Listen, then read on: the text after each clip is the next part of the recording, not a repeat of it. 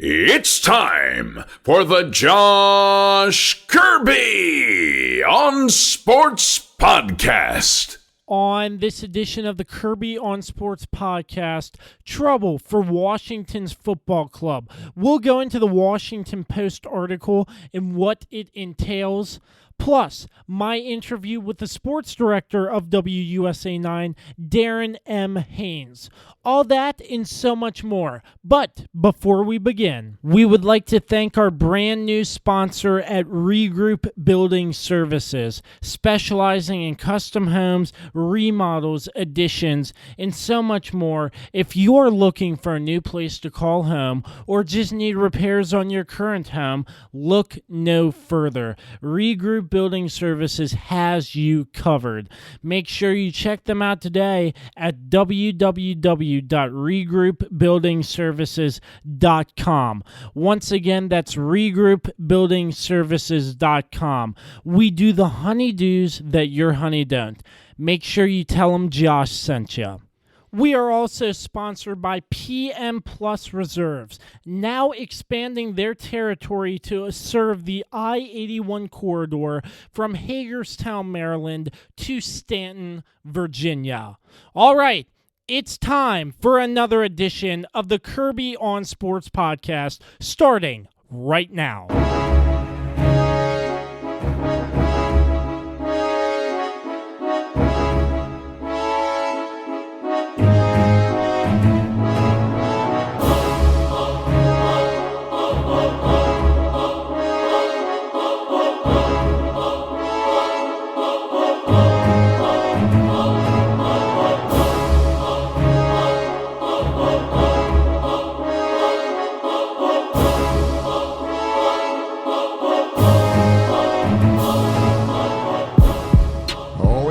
Glad you connected. This is Dave Johnson, voice of the Washington Wizards. You have connected to the right place because you are listening to my man, Josh Kirby, on Sports Podcast. All right, back with you on another edition of the Kirby on Sports Podcast. First, before we begin, we're part of the Mayo Please Podcast Network, anchor.fm/Mayo Please. We're pleased to be sponsored by Regroup Building Services and PM Plus Reserves. Before we get into my interview with the sports director of WUSA 9, Darren Haynes, I just want to give my thoughts briefly before we discuss this further on the Washington to be determines in their front office.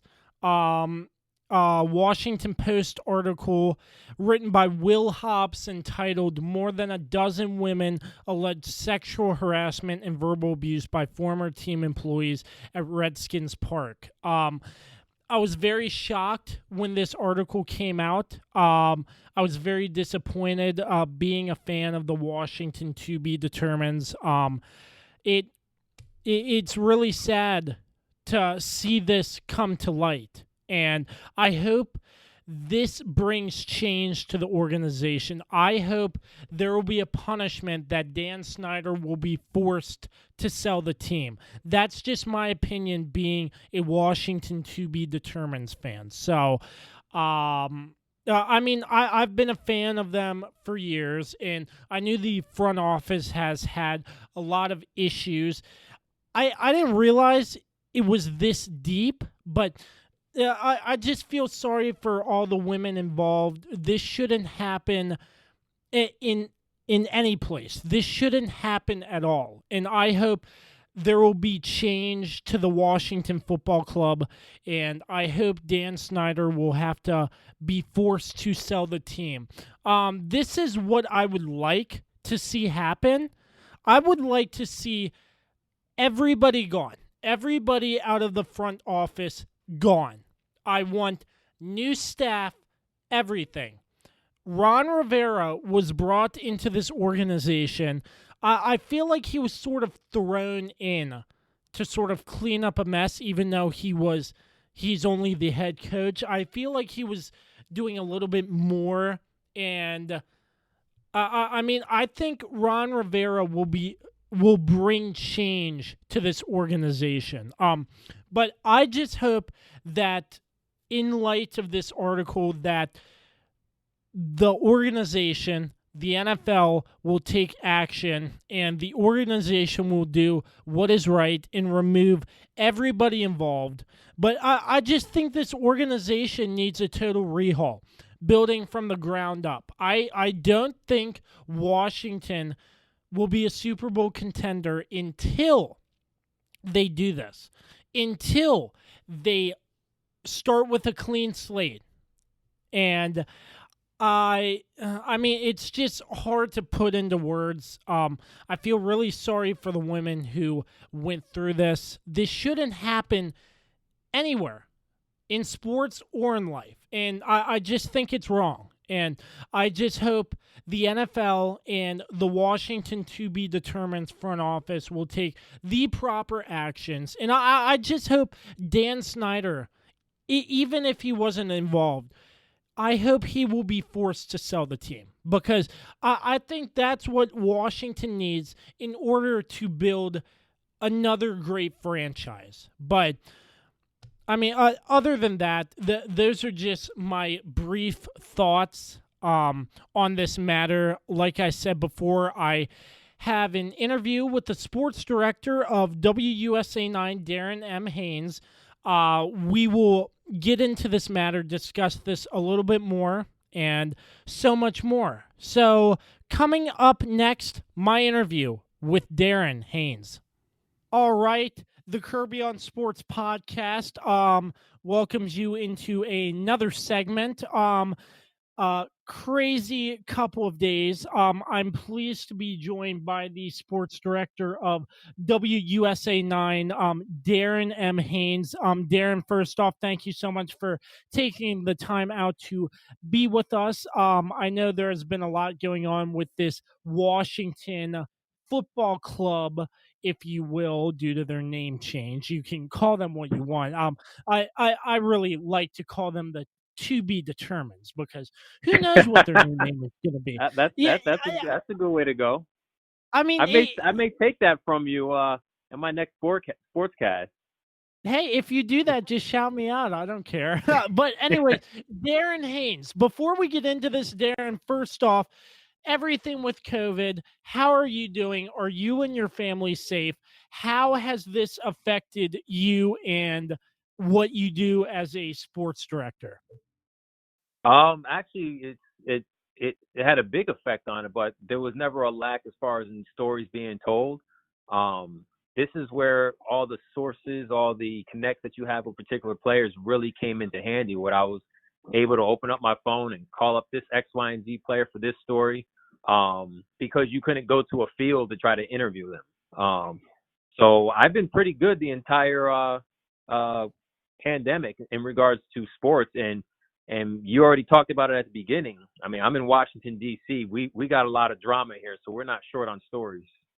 Yeah, let's dive right into it, Darren. I want to get your thoughts. The Washington Post article dropped yesterday about the former Redskins organization, if you will. This name change is just really confusing. But anyways, 14 women, I think it was. I read this article, terrible, terrible stuff. And I mean, who else but Washington? This front office has been like just on the edge of like, I knew something was wrong, and I'm not really surprised, to say the least, but I just can't believe it. I mean, I feel sorry for these women in what they have gone through. So, Darren, what can you tell us from your sources and your information on what you have heard, and what are your thoughts on this whole situation that dropped? Well, one of the things leading up and before the story dropped, everything they put out there, I mean, they had even more detail.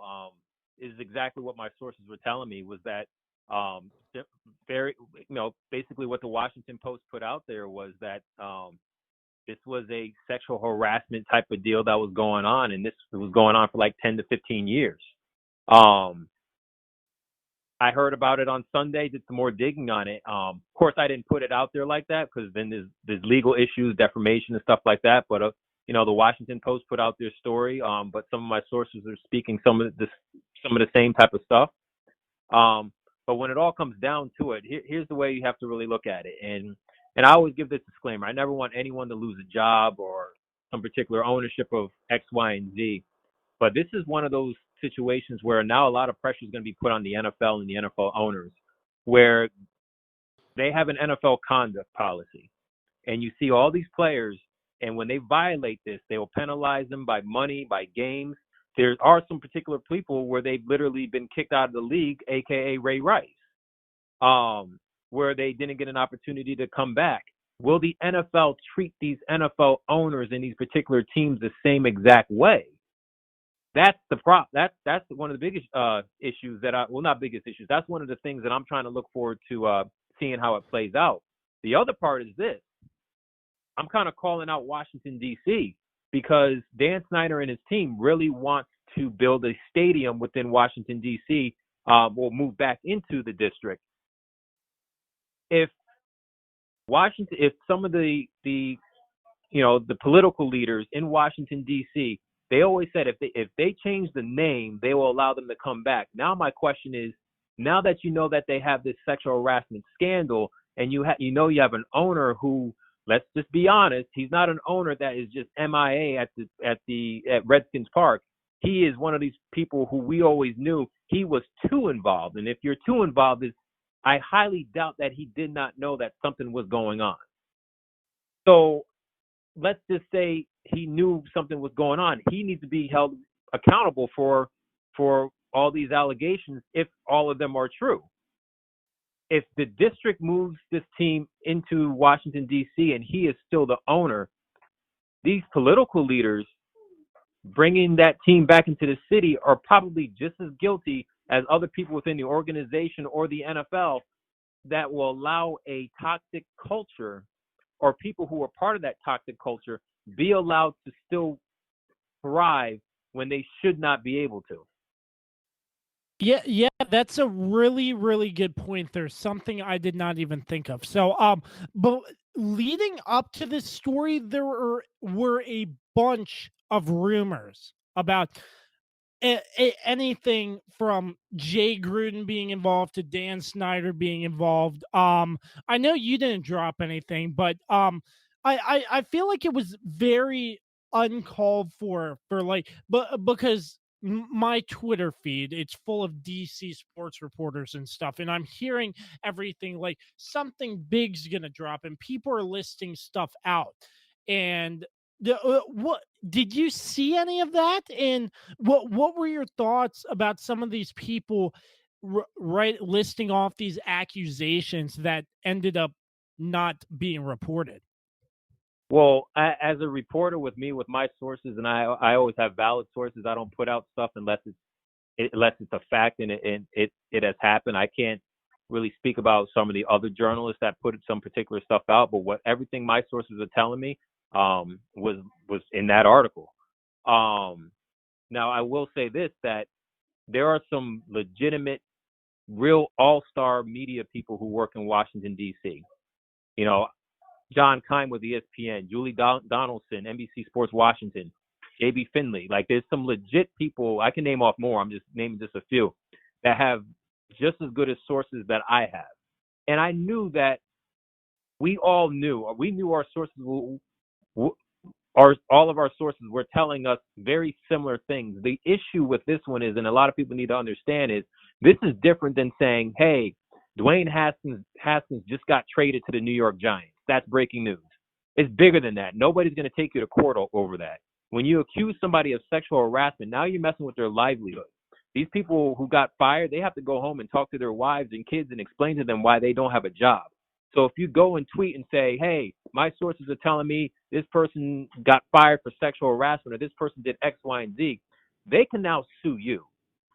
And so nobody wanted to be in that position where they're going to be sued by a billionaire, a.k.a. Dan Snyder. I mean, he hired a high-profile lawyer. You don't hire a lawyer unless you're trying to defend yourself. And I'll tell you right now, I don't make Dan Snyder money. I'm happy the way I live, but Dan Snyder's lawyer is going to cost more than the lawyer that I'm going to get. I'm sorry. And I'm not trying to fight that particular battle.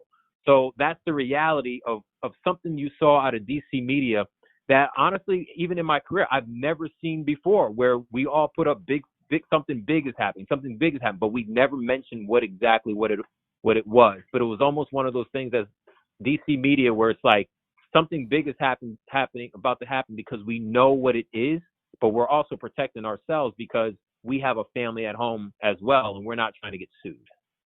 Yeah, I completely understand that. So after these allegations were released in the Post article, there was some more news that came out regarding Dan Snyder and that they're probably going to get fined, and Dan Snyder won't sell the team.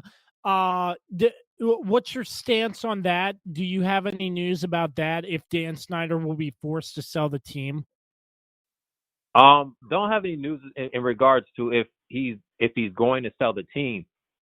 However, I will say this: you have a long track record as far as in the way the organization has been put together. You have the racist name that they were using that now they eventually changed.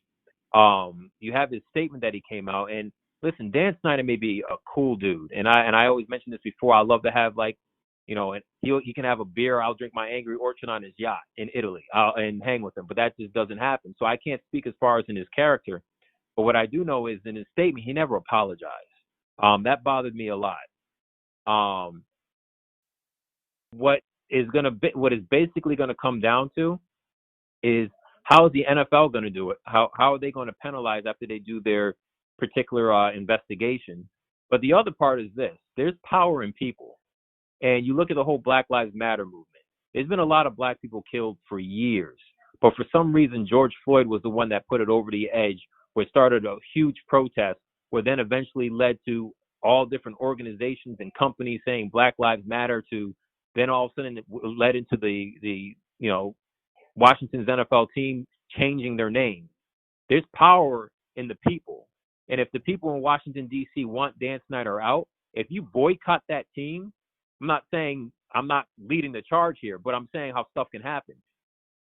There has to be some type of change when the people step up. We are very powerful if we want to use it that way. Yeah, absolutely. So, great stuff there. Not really much more except for that Post article. I'm not sure if anything else, might be dropping, or is that pretty much it? Well, I think what the Washington Post, just like a lot of us journalists, they probably had more information, but they weren't able to prove it. They weren't able to have enough solid evidence to put it out there, because you don't want to get sued when you put out false accusations. I guarantee. I mean, I'm not at the Washington Post, but I'll be surprised if there were some things that they had. I mean, I have stuff that I have that I can't put that I'm not going to put out there yet. And you see what's on Twitter in regards to some other particular stories. Listen, there's stuff people put out there that may not be true, but I always have this thing where there's smoke, there's a fire. Clearly, what has already been proven is that there has been a toxic culture within Washington's NFL program, and even before the women, it was already solidified as a toxic culture. That's the reason why they brought in Ron Rivera, and he wanted to change the culture. Why change it if it wasn't toxic? Yeah, absolutely. And Ron Rivera discussed how his daughter works for the organization and he never wants to see this happen again. So I feel like Ron Rivera was sort of thrown into a big mess, but I think he's here to change it. What are your thoughts on Ron Rivera? I think Ron Rivera is the perfect head coach to be in this particular situation, and it's going to work out for him. I mean, it would have been different if you had the same people kind of sticking around and he had to deal with the mess. But now you have some of the toxic people are now gone. And now you have a clean slate, and now he can build on top of it. A lot of good things happen with change. Change opens up opportunities. And now this is an opportunity for Ron Rivera to really change the culture and build it the way he wants to build it with his particular people, because the old people are gone. And next thing you know, you may have a program that will be very successful and people can smile upon. But Ron Rivera, he is a no BS guy. I have close friends who played for him.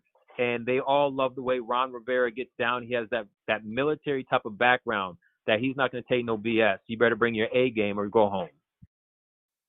Absolutely. That's great insight by you, Darren. So let's shift our focus.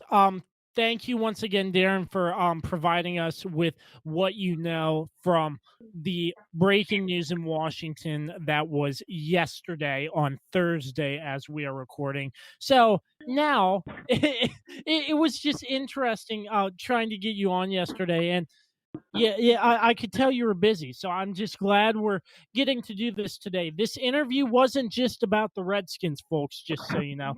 It's about Darren M. Haynes, the sports director, sports anchor of WUSA 9 Washington, as I said earlier. I had the opportunity to meet Darren at the wild card game where the Nationals faced the Brewers. What a game that was. But you've covered just about everything, Darren, from the Super Bowl, NBA Finals, Stanley Cup. You've done it just about all. So, you went to school at Wayne State University, studied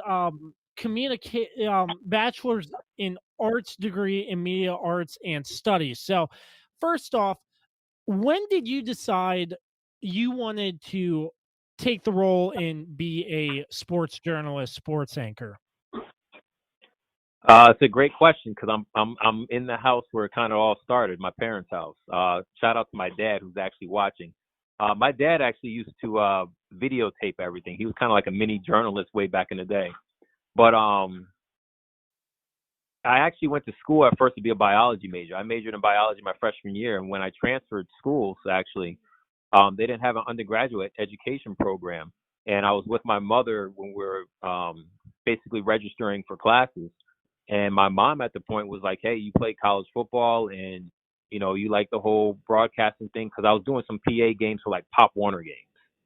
And she was like, why don't you get into sports broadcasting? And then that's where literally everything started from there. And it didn't become just a degree that I was chasing or a profession I was chasing. It was something that I was passionate about and that I loved. And it never felt like a job. Yeah, absolutely. So, after Wayne State, when did you get your first take at a real sports job? Full time or part time? Which one do you want first? Let's start from part time and work our way up. All right, part time came Rob Parker, who's on. You'll see him on Fox Sports 1. He used to be at ESPN. He had this show called Rob Parker Sports Rap in Detroit, and I chased him all around the Super Bowl to give him my resume tape. He says still to this day he never even watched it, but he just loved the fact that I was chasing him around just to get the opportunity. But he gave me that shot, and I did one story a week. My first story was on the Detroit Pistons at the Palace of Auburn Hills, which they just knocked down like a few days ago, by the way. So that was my first part-time job. The first full-time job was Alpena, Michigan. If you know your market 208, I always make this joke that there were two black people there. It was myself and some person I'm still trying to look for. There wasn't that much out there, but when you put that dog sled racing, that ice golfing on your resume tape, a little bit of deer hunting, you do what you need to do to get your resume tape good, and you get the heck out of there. And despite me making only like $14,000 a year, which I believe I made more money at my first job at Taco Bell. What my dream was to get to ESPN at that time, and that was the goal. I wasn't really worried about where I currently was in my situation. I just knew I was just trying to get out of there to move up.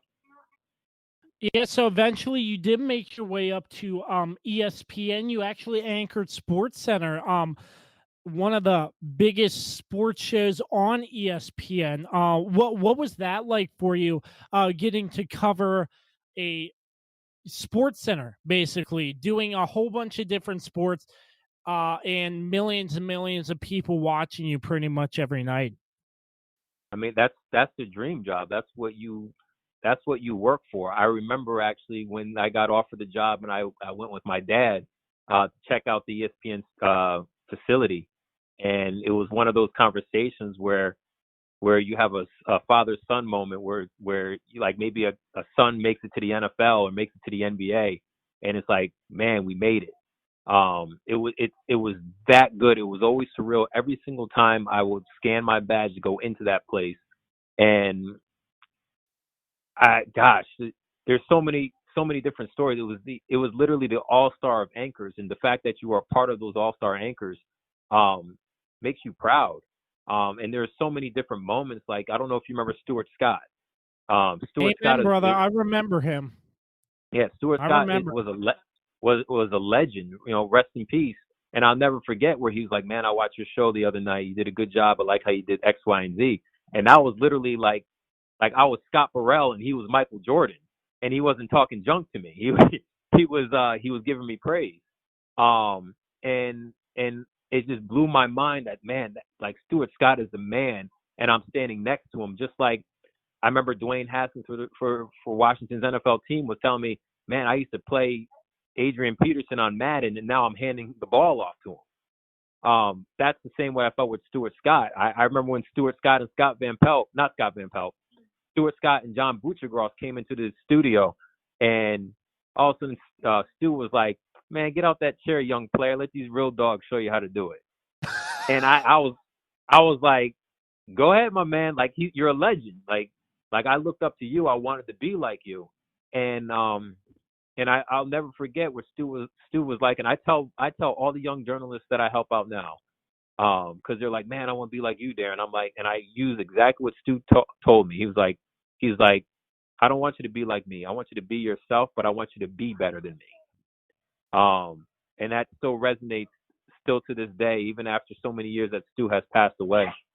But ESPN was, a lot of people don't get a chance to live their dream, and I was able to live mine for 4 years, and I'll never take it back. I appreciate every single moment that I have, but at the same time, they also laid off a lot of people, and I was one of those. And all that hard work that you put into it to achieve your dream, never did anyone ever come to me. All my mentors, from Scott Van Pelt, Jay Harris, Stuart Scott, Kerry Champion, they never came to me and they're like, "Hey, Darren, this is what you do when you lose your dream." And I had to figure that out. But luckily, WSA 9 came to me and they're like, "We want you to run our sports department." And it's literally been nothing but success and awards from there. Yeah, absolutely. A long list of Emmys. That's crazy. I'm podcasting with an Emmy Award winner. I'm honored. But WUSA 9. How's that going? I'm sure it's probably a ton of stuff you have to do, because there's a sports director, and I assume you have anchors that work under you. What is that role like, working for a sports department, directing like a whole sports department? Tell us a little bit about your day-to-day operations, what you do, what it's like. Like what my daughter always comes to me about, she's like, "Daddy, are you the boss?" And I'm like, "Yes, baby, I'm the boss." I dictate my schedule. I make my schedule. But at the same time, is being a sports director and the main sports anchor comes the position where you need to be that leader when big stuff happens. I mean, I was, like, yesterday when I was speaking to you, I was on vacation, but when I was on vacation, what was I doing? I was still working. I was still working my sources, trying to help my station out, because they hired me for that particular reason. And for me, I need to keep that credibility, no matter if I'm working or not. I need people to know that Darren Haynes is always going to be there for the big particular stories. It's like any big star player with 10 seconds left. Are you going to give the guy to the third string guy? No, you're going to say, "Give me the ball. I'm going to knock down this shot." It's very similar. Now, on top of that, I'm the person who needs to give the vision on how we want to deliver sports. People don't necessarily watch highlights in local sports anymore. They have their cell phones to do it, or they can tune into ESPN. I've only done one highlight, literally one highlight, the 3 years I've been at WSA 9. We tell our stories in a very unique way, and it's been very successful. And it's up to me to allow that trend to continue. Now, from a preparation standpoint, shoot, how much time do you have? Because I wake up studying, I go to sleep studying, and I learned this at ESPN. I mean, I was always a hard worker, but a individual at ESPN told me one time, he was like, "Man, you're a big UConn Huskies basketball fan. You can name all the players, where they're from, all the history, but there's someone out there that loves their particular team the same way, no matter if it's an NFL team or if it's a D3 team. And when you go on television, if you don't know that team the same way you know your UConn Huskies, you can lose your credibility. You need to study every single team like you're a fan of that team." And so that's where that preparation totally changed for me. And I mean, I studied my butt off constantly, constantly. I mean, you can test me on anything. I mean, it was a point in time where I took pride in being the black guy who knew hockey. You can test me. I mean, what do you want to do? Puck goes through, his legs, 5-hole, goalie's playing really well, he's standing on his head. I mean, if you want to talk about Nikita Kucherov, Yaroslav Halak, some of those tough names to pronounce, like, I did that from studying and being prepared for anything. So you can throw anything at me, and I'll be prepared for it. You want to throw a cricket at me? Okay, we can talk about wickets. That just comes with your preparation. If you're prepared, you can survive a lot of stuff. Okay, let's test your knowledge. What's Giannis's last name? Giannis Antetokounmpo. Oh my, he did it. I still can't. I didn't have to call him the Greek freak, but yes, Giannis Antetokounmpo. That's this is what I tell all my young journalists. When you know something, you know it like your ABCs. Everybody knows their ABCs when they learn them as a kid. If you're unsure about something, then you don't know it. If you can say Giannis Antetokounmpo like you say your ABCs, that means you know it. Yeah, I agree with that. So, I want to go back to what you said, your unique perspective on how you deliver sports. I've had the privilege of sitting down and watching some of your broadcasts, and it correct me if I'm wrong, but it's you in front of a screen and you're basically telling a story, and it's not just like highlights. What envisioned you to start presenting sports on WUSA 9 like that? God, I always say I'm a product of the community that raised me. I mean, what you see on air, sorry to say, is a little bit of Scott Van Pelt, a little bit of Jay Harris, a dash of Stuart Scott. That's a little bit of everything that I learned. I think the biggest foundation of it, I used to do the Sports Center from 9 to 11 o'clock, and a lot of times some of those games that started at maybe 7:30 or 8 o'clock didn't end until the 10 o'clock hour. So I had to tell stories from 9 to 10 o'clock in a unique way without any highlights. That's very similar to what you see on WSA 9. I used to do this show called Inside Dee's Locker, where I would tell particular stories. I literally did it in the living room at my parents' house. And I will tell stories in a unique way and give something deeper than just the X's and O's. So when you watch it, you're either like, oh, wow, that's pretty interesting, or I made you smarter in some particular way. And that's what I do. When you watch my show, you're gonna leave my show. I guess you can say leave my show, or you can finish watching my show, and you're gonna learn something. At the same time, you're gonna be entertained.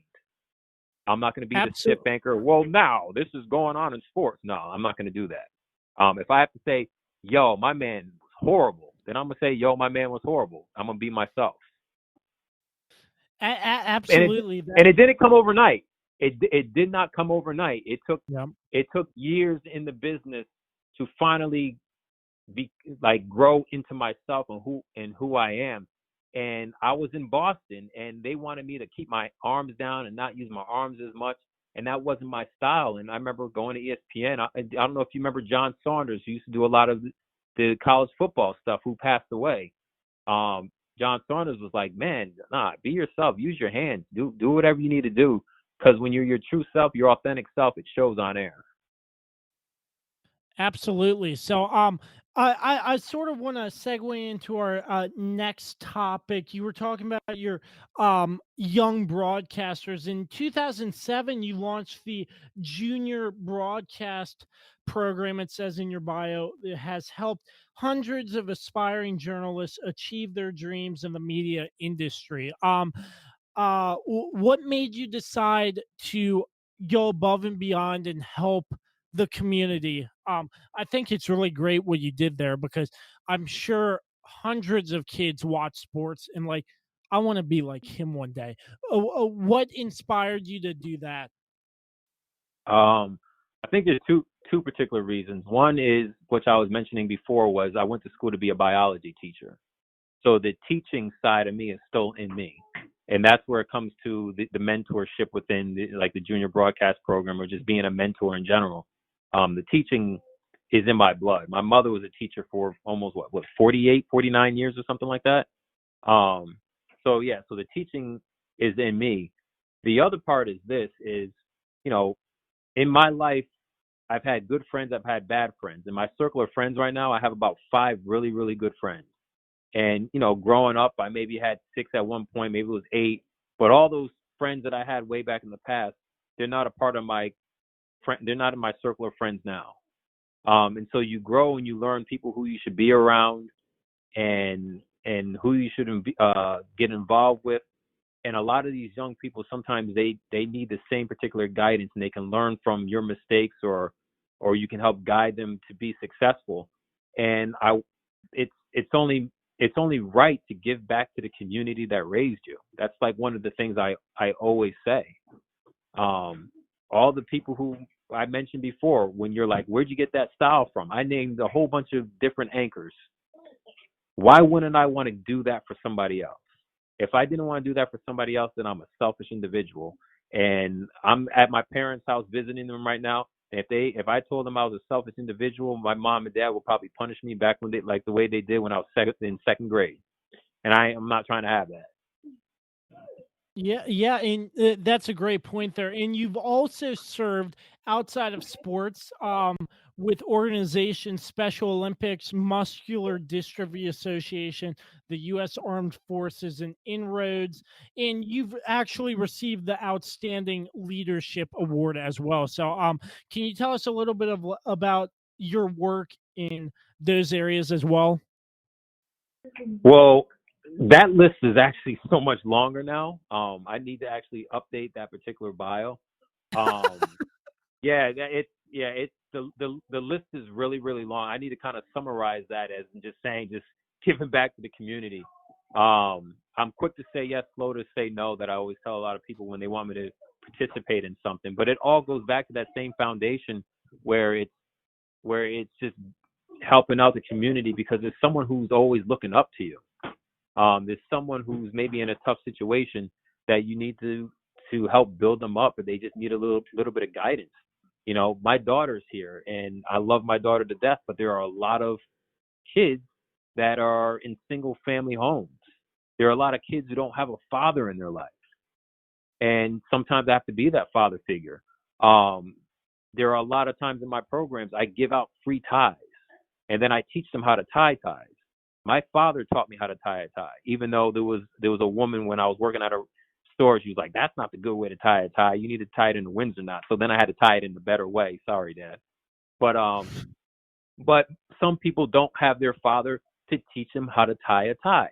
Listen, the whole Haskins family, we're great friends.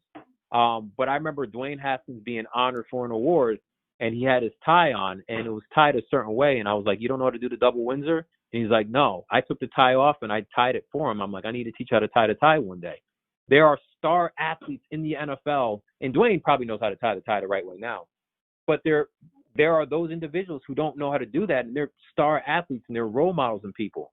So I try to teach these people how to be grown men, and also how to be respectable women. Yeah, that is really great what you do. You go above and beyond what you do in sports. I really love seeing people like that as well. So And I don't wrapping do it. things. I don't do it for the recognition either, though. I No, appreciate the yeah, I awards and stuff understand. like that. Yeah, I just when they give me awards for that, it's one of those where it's like I don't do it for the awards, but I guess it does feel kind of good that what I'm doing is being recognized or it's working. Like people can see that it's working. But yeah, the sports broadcasting awards I like the but the community stuff, nah, I can go hang down low and do it from behind the scenes, sort of like what Josh Norman always does. He's always giving back to the community, and we actually go back and forth. I tell Josh all the time, like, man, invite me to some of your community stuff, and he's like, man, you know how I work, man. I just like to help out and then just disappear like a superhero. Oh man. So Darren, how long now have you been with WUSA 9? It'll be 3 years, August 28th, and they offered me they actually offered me a 4-year extension. I took a 3, so I'm there for another 3 years. That's amazing. That's amazing. Congratulations. So, in the past 3 years working for WUSA 9, there have been a whirlwind of great DC sports moments, not so great DC sports moments. Just run off some of the memories you have covering some of these DC sports teams. I know probably the Stanley Cup and the World Series are up there in that list. So, Man, what you got for us? so people at my station always joke around because they said, Darren, when you arrived, we started winning stuff.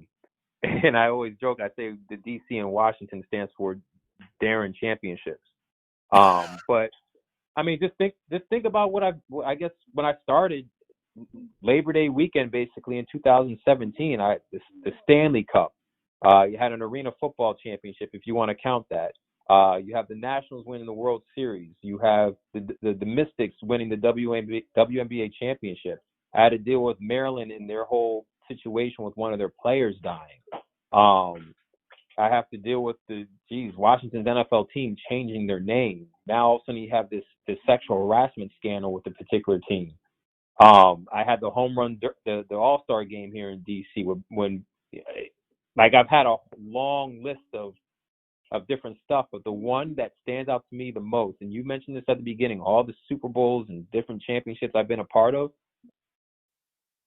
the Washington Nationals winning the championship is the number one thing. And the reason why that's number one, I've covered the Spurs win championships, Celtics, Boston Bruins, Capitals. I'm forgetting some. I've covered so many. But the Nationals, I forgot the Boston Red Sox. The Washington Nationals were the only team that freaking sucked. Like, they were horrible. They were one of the worst teams in their league. And all of a sudden they turn around and win the World Series. To sit back and hang with them at spring training, to see them start off at 19-31 and people, fired Davey Martinez. They're just horrible. The odds of Davey getting fired are this so high. And then next they win the World Series. I'm big on success stories. Everybody learns from different mistakes. People fall and people figure out ways to bounce back up. It's part of life. It's how you bounce back is how you survive in this world. Because nobody goes through this world unblemished. And to watch the Nationals go from literally they sucked to World Series champions, and to witness all of that and to be cool with a lot of those players, you felt like that proud dad that saw their child fall and then they became victorious. It was like a movie. That championship, my heart was in that one. That one made me so proud. That will go down as the best championship I've ever covered. Yeah, I mean, yeah, you remember we met at the wild card game, exchanged cards, and what a crazy game that was. Juan Soto ended up hitting the game-winning run essentially, and they ended up moving on. And then the Dodgers. Do you remember who scored? Do you remember who scored? Oh yeah, that was nuts. Yeah, I'll never. What? Go ahead. No, go ahead. Go ahead. I mean, I'll never forget like where I was. I scored that ticket for the wild card game for $65. It was nosebleed. I couldn't even see right field where the ball landed underneath the right fielder, but for $65, I told my parents, hey, I have to go to this game. I have to cover it for my podcast. I don't have credentials or anything like that, but I was like, hey, the Caps are practicing at MedStar.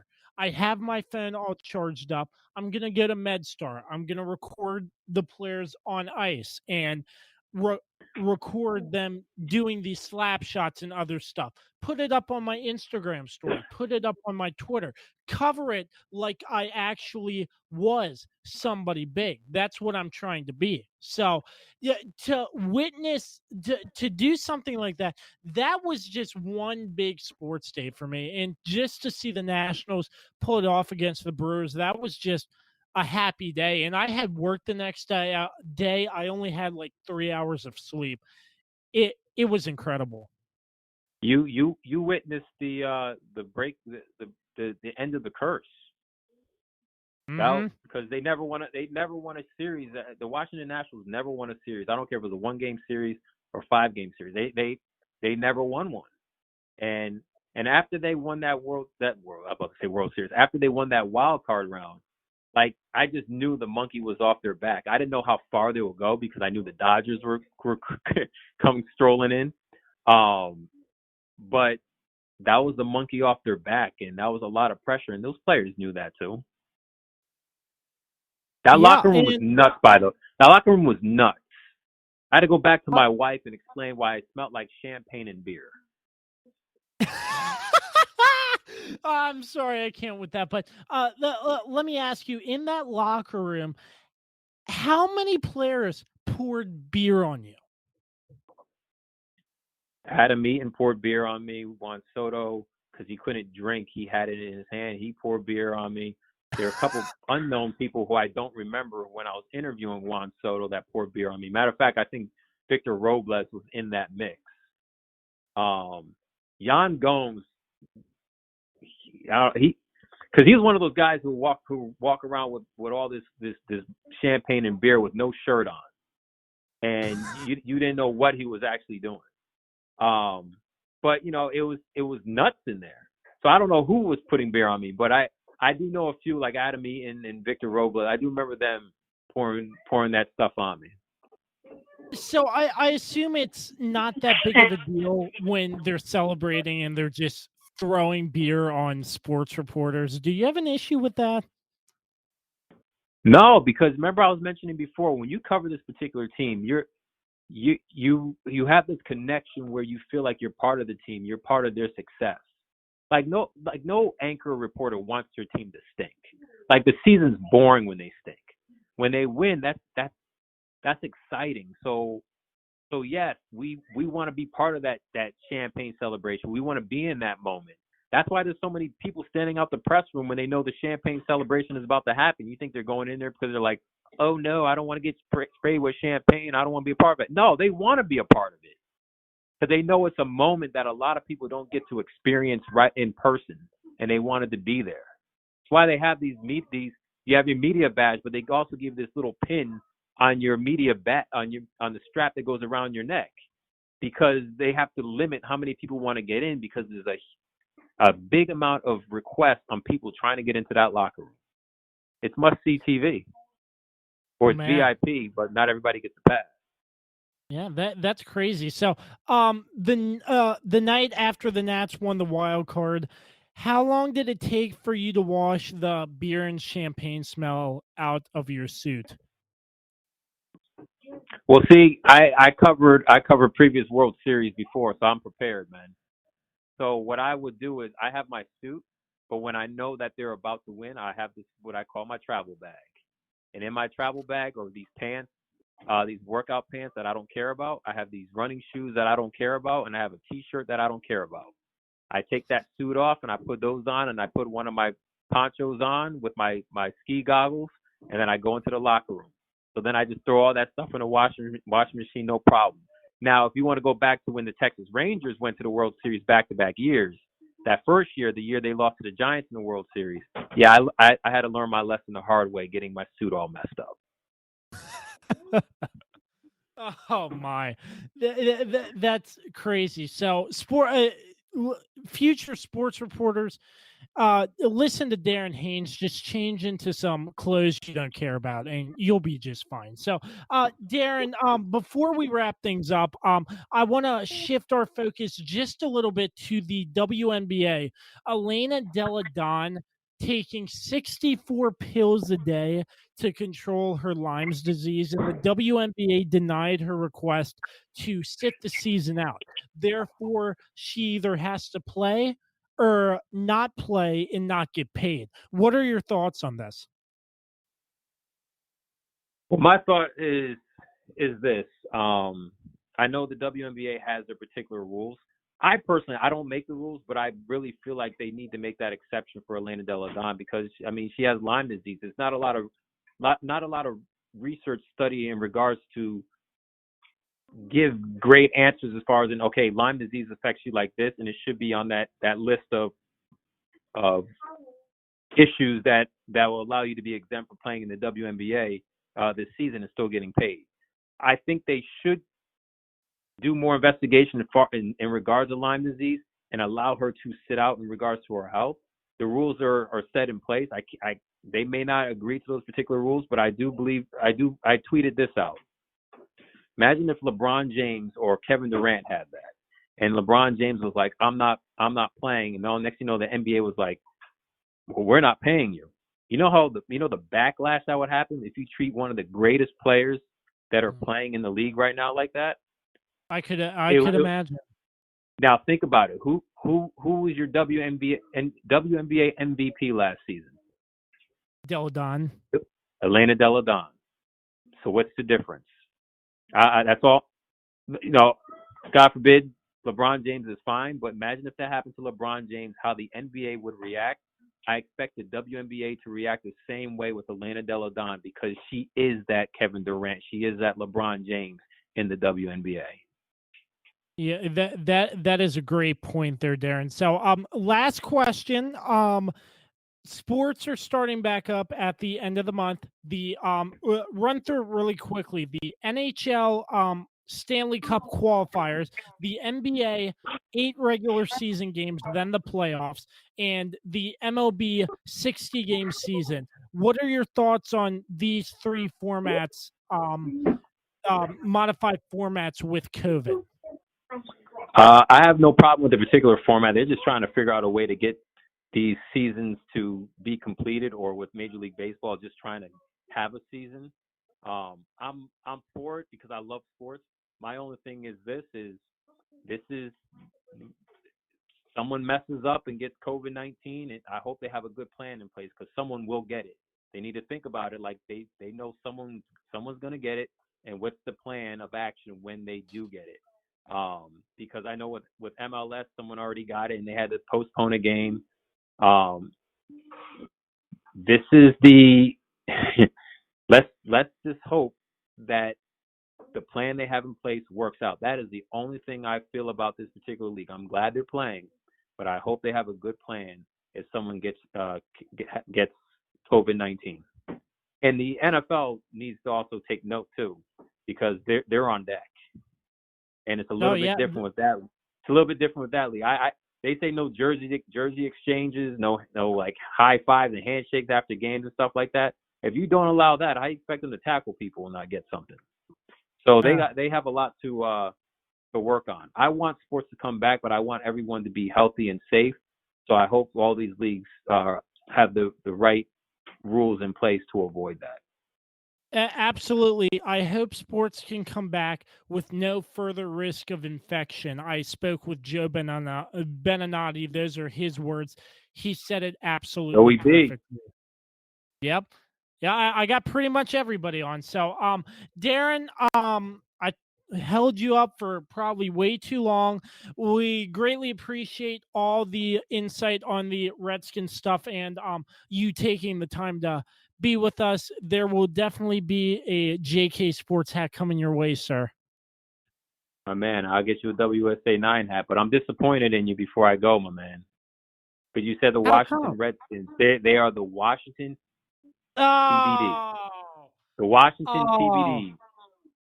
It's so hard because the Redskins have been a team. The TBDs have been the Redskins for 65, 75 years, something like that. And it's just going to be hard for us to start Well, calling them something different, you know? well, I remember when it was a Verizon Center and they called it Capital One Arena. I had to learn to call it Capital One Arena.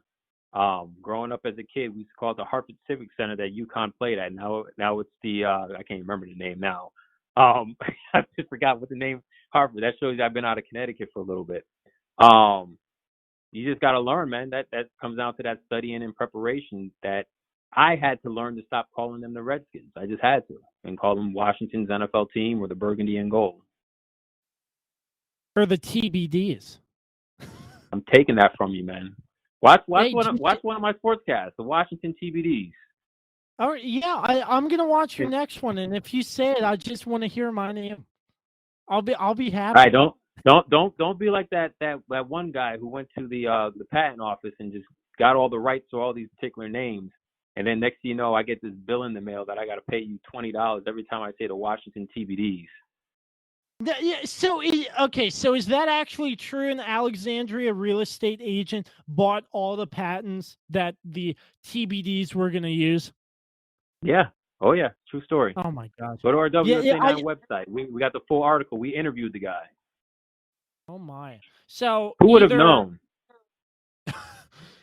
Well, I mean, that's smart because you look at that. This guy has the patents to all the names that the TBDs could potentially use. If they want to use one of them, Dan Snyder is going to have to fork out some money for it. Well, Dan Snyder has a lot of money. He can do a lot of those particular things. But I mean, that real estate agent is really smart. But no, I'm not like that. I'm not like that. It wouldn't be anything like that. But yeah, you know, Darren. For anybody who wants to follow Darren, he's on Twitter, Instagram at Darren M Haynes. He does great work. So please follow my man Darren Haynes. Darren, thanks for being on with us. I hope you and your family stay safe and can you continue to do what you do best, and hopefully we'll get you on here in the near future. For the Kirby on Sports podcast, we will return in just a minute. All right. Once again, want to thank Darren M. Haynes for coming on the podcast. Great stuff. Make sure you check him out on Twitter and Instagram at Darren M. Haynes. All right, folks, it looks like sports will be back next week. That means we'll have more to talk about here on the Kirby on Sports podcast. The MLB, the NHL, and the NBA, excuse me. But until then, stick with us. We'll keep you up to date on all the current news and everything. And when we get back into podcasting sports, you will have everything. All our thoughts, all our takes, all the news. So stick with us on the Kirby on Sports podcast. As always, we're part of the Mayo Please podcast network, anchor.fm/Mayo Please. We're proud to be sponsored by Regroup Building Services and PM Plus Reserves. As always, big thanks to MPT Now Productions, JR Beats Official, and Dave Johnson for all their support as well. You can check us on all streaming platforms, everywhere you can find podcasts. And until the next time, we say so long and peace out.